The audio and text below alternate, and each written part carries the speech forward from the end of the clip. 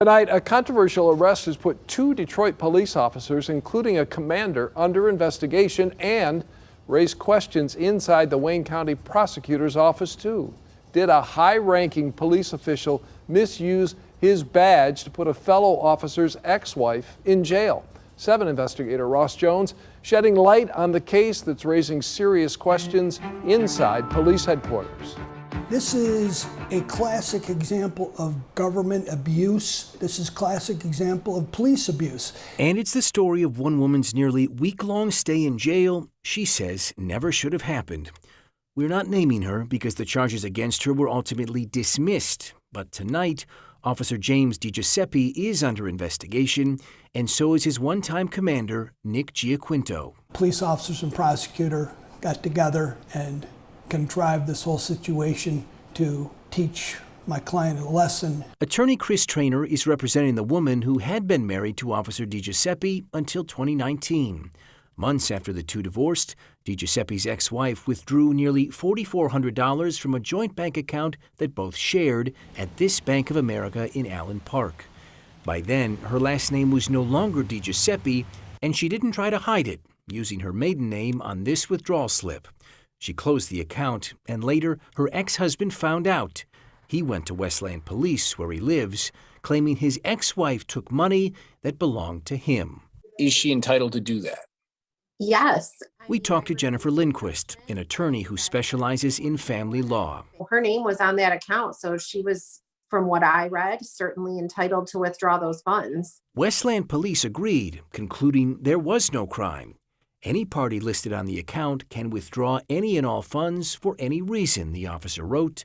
Case closed. Another police department didn't bring charges. A prosecutor looked at it and said this is a civil matter. But Officer DiGiuseppe didn't agree and kept looking for a police department that would take the case.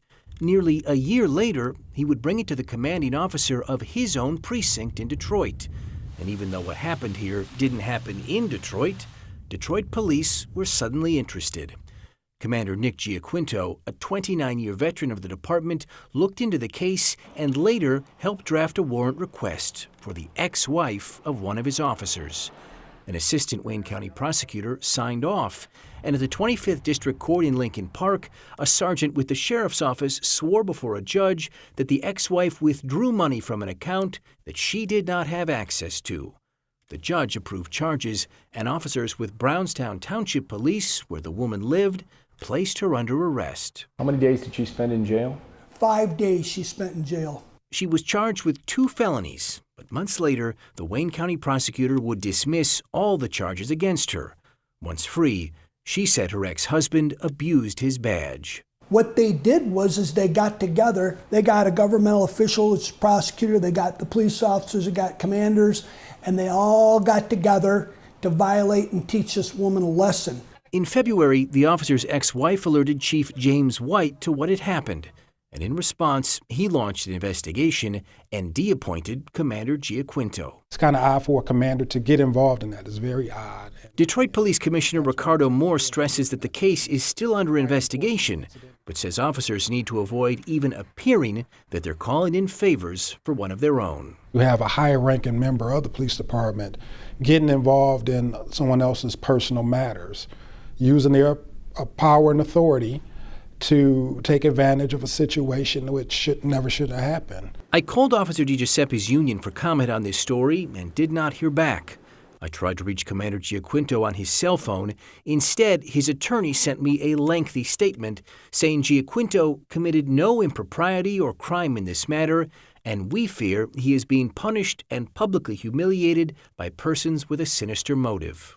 He said the decision to bring charges was supported by a Wayne County assistant prosecutor, and that it's not improper to bring a case to another law enforcement agency as long as you believe a crime took place.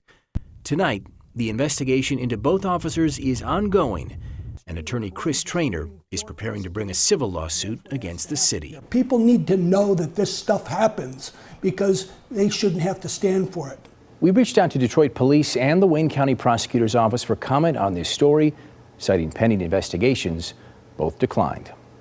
I'm Ross Jones, 7 Action News.